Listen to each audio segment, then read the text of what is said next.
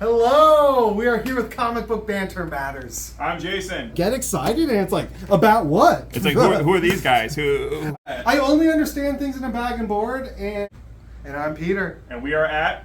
Gotham. And we have something cool to show and tell you about. What do you have today, Peter? We did a comic book last time, but now, look what container it comes in. That's no bag and board. I don't even understand it. What is that? I only understand things in a bag and board, and I don't understand this. I mean, it's cardboard. Boards are made out of cardboard. Okay. Well, let's just see. This is the top, sir. I'm gonna roll down. If you could hold these corners while I roll it. Just like this. Yeah. You can probably already tell what it is if you're a true head. But yeah, check it out. It's a 1992 promo poster. Look at that. For the single best run of comics of all time. And what's that? Doom Patrol by Grant Morrison. Oh, cool. Yeah, Richard Case penciled, Walk, and Vazo colored it. Stan Walk inked it. I love this poster so much. You clearly see Larry's hermaphroditic elements on display. I love how he needs to know what time it is. Mummies all know what time it is, apparently. Yeah. And then look, the colors look really nice. You got your pink, you got your yellow, you got your gold. We talked a lot about Golden Age color theory last, so let's talk about 90s color theory. So you have this kind of weird lime green popping out that you wouldn't see in the other ones, because suddenly they could print the yellows better.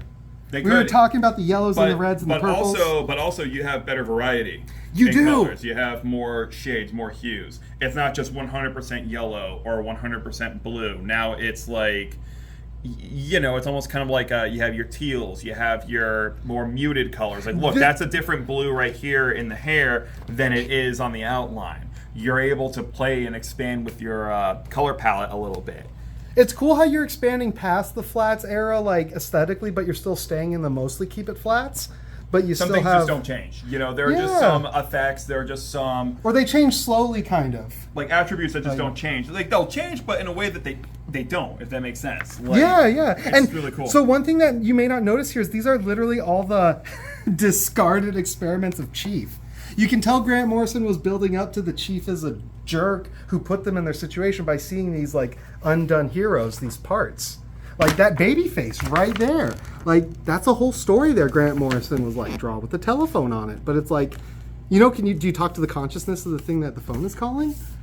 Like, and then the disembodied head of Chief, like I think he didn't even want him in a wheelchair. I think he wanted it like a specter, almost with like a tie that's just... Or I was gonna say, put him in a dome, and then it's gonna be like Futurama. Yeah, exactly. that would have been interesting. Just put his name at the bottom of the base. Yeah, and I mean, there's so many cool things going on that are new and old in this. So you see that these white highlights are very new. It's very modern, but then you look and you see the feathering and it's like kind of old. Like that cross-hatching, and then even like the colors underneath the, like that darker gold, I guess you could say. Yeah. Or yellow, like underneath that. So when we're talking about having the shades, you have 3 shades on Mr. Cliff right here and there. And it all makes sense. You got your glare and you got your shadows. Come on, easy. Really, and another really thing easy. you're seeing on the glare that we're talking about is this was printed on a shiny thing. So this was like the cover of a comic, not the insides. So they had a lot more of control over the color of it. And I mean, it comes across just so beautifully in this image. I seriously, I didn't even see this bird with the top hat now. I didn't even think about that until I'm seeing it now. Well, the covers always have a job to do. That's the first thing you're going to see in a comic book, So posters, kind of the same thing. This, in a way, is an advertisement for a comic. Yeah, so a store would just put this up and say, like, get excited, and it's like, about what? It's like, who are these guys? I can't look this up online. There's no word to even look it up in a magazine. Yeah, like, who's this guy supposed to be? The Tin Man's golden cousin? Like, Goldman? Like, we don't know, His body was rebuilt, so he looks a little different than Cliff would have looked. So he's like a RoboCop in a way. Yeah, because he originally did not have these antennae going on, and his jaw was a little bit thinner, and he wasn't so muscular before this body was built. So kind of like the Tin Man. Yeah. I just want to point out, too, these clocks are all on the same time. So Larry's watch, the mummy, negative people up here, and these clocks are the same time. It's just such a fun image. And then you have this time here on this person. Oh, yeah. Look at that. Like right there on the forehead there. Yeah. And you kind of have this element of this clock keeping time because it's a birdie from one of those clocks that pops out. Yeah, that's the word. Yeah. And then but then you have the modern, like, multimedia charcoal... Oh, I didn't even notice. Yeah, I didn't even, kind of like artist crayon in a way, sort of, where you just, run the sides, and then you get that really nice Nice streak. And it's right there. next to like an old school sci-fi, like very fine, like just line work. So you can tell, you can definitely tell that they knew what they were doing. They were combining all these different techniques to make a really good striking image. Yeah, and it's not in the age of like Dave McKean where that was blowing you away. So when I was a kid, I thought this was less exciting than like David Mack or Dave McKean or Bill Sienkiewicz. But now I'm looking at it and it's like everything is going forward in this cool, subtle way. Like everything of comics in this one image. Well, I have an even cooler poster to show off, though. You do? I do! Even cooler than this one. Can you believe it? I don't believe it. You don't believe it? Well, I'm going to have to make it. We're going to have to carefully roll this one up first, You're just going to have to show. We have to be very careful with I'll let you tell. Actually, here, grab the bottom, sir. Just read that. Family snapshot or still life with cats. Copyright 1992. Oh, I know what that word is. Oh, wait. Oh, it's French, isn't it? Is it French? The Endless. Look at that. It's such a beautiful image. Like, let's just take a quiet moment. Let it sink in. Let it sink in.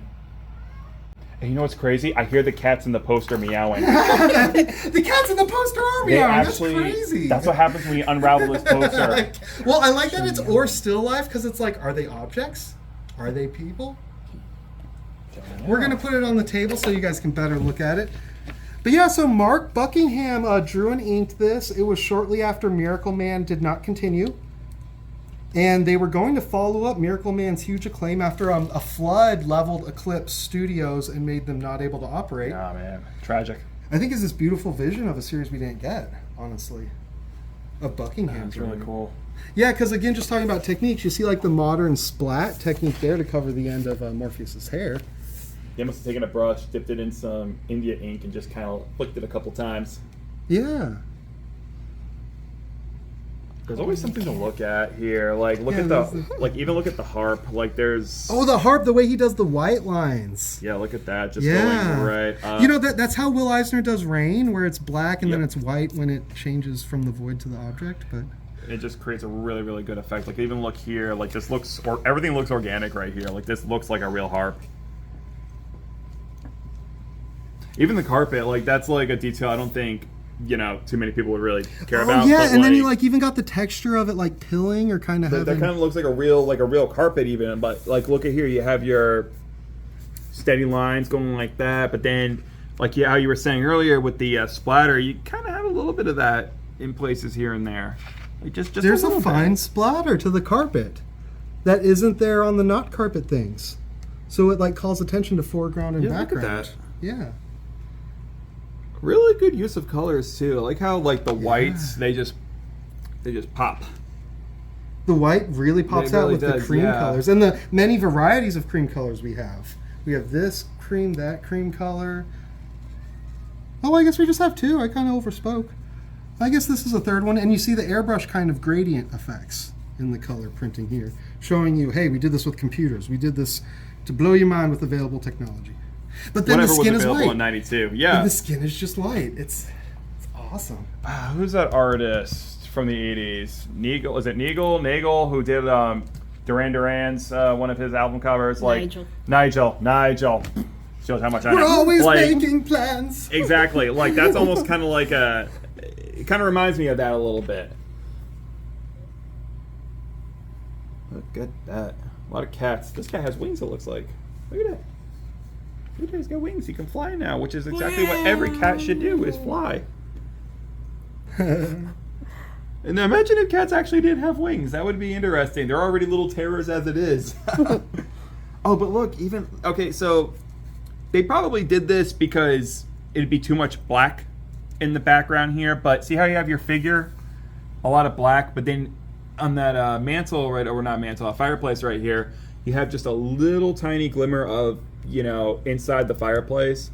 They easily could have left that black and done some kind of something where they added like some light blue or whatever, but they wanted the image to look really nice, and they probably just added that to give it more depth. And the whole horizon point being like at the cat's level, kind of like you're a cat seeing them, and this is the horizons line. There's a lot to look at. There's definitely... This is the poster where you don't just glance at it, like you have to actually look at it. Like that looks like a real painting by someone else. Like it's almost in a different style. Oh, I would actually believe that's like a collage that was then colored. Yeah, like or kind of like I don't want to call it tracing, but more of like a, not even like a path. I don't know what you would call well, that. no, I think it Like- literally is because the way like the shading looks, it looks like the way a black and white filtered photo would kind of look, like a photo collage in a Yeah. Kirby comic. It kind of makes me wonder what the original art of this looks like, if that's even. So, You know so what I mean, if that's Buckingham was there. noted for being a collagist. Right. But he was like, it just doesn't make much effort to do this for a black and white page I'm getting, $100 for. but he's really of a level of McKean where, like, I'm going to consider the materials I put into the piece of the illustration. Right. And, like, I mean, these, I think, again, are like photo collage almost, just based on the Yeah, distressing. the wings and the. Yeah, it's always interesting, like, just looking at a piece of art and wondering, how the heck did you do that? Yeah, it's like the insect books where they, like, keep track of the insect art by taking a black and white photo of its just body. Those look like that, kind of. Almost exactly, yeah. But yeah, just a lot of gold, a lot of like pale, like cream colors, and the white. It's a big contrast from the other poster that you showed off just now. Like it's Oh, just more, yeah, it's yeah. more- I don't know. There's something about this one.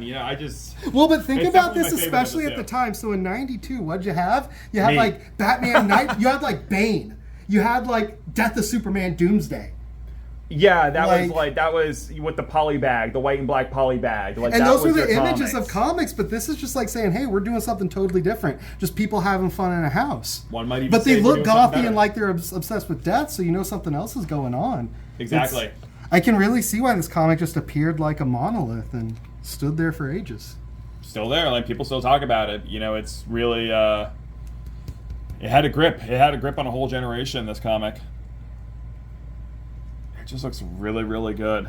Yeah. Well, we are going to frame this and put this up at the newsstand. I don't want to say exactly when, but you'll be able to see it on display at the Gotham Museum of Comic Book Art. Museum? You're gonna have a museum now. Yeah, those are the things that are not for sale. They're part of the museum. That's not gonna stop But- patrons from being like, "Hey, how much is that poster on the wall?" Or, "Hey, how much is that?" Well, there might be a point in time that I do sell it, although I want to display it for a little bit. Gotta enjoy it. But yeah, so Gotham Newsstand, Comic Book Banter Matters, delivering some fun content. We hope you guys will stick around and check out what we're going to show and talk about next time. It could be anything. Good, man.